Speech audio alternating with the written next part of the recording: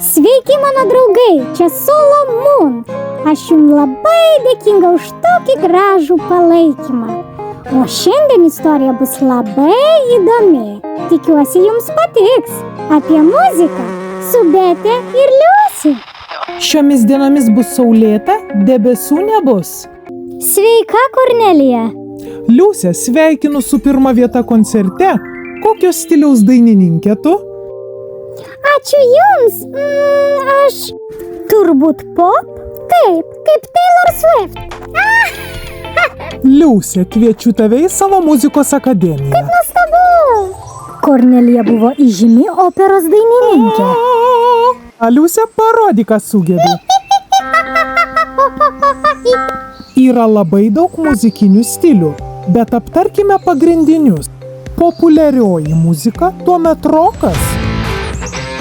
Klasikinė muzika. Hip-hopas, rapas, rhythm and bluesas, soulas ir džiazas.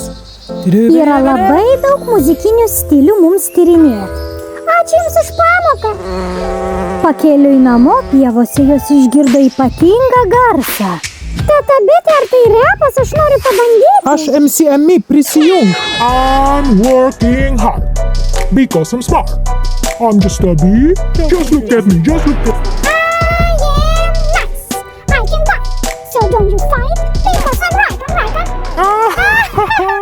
Pabandykime rhythm and bluesą. Everybody supporting Lucy. Everybody supporting Lucy. I'm just enjoying summer day with my friends. That's what you do. That's what you do. O tai, bitutė.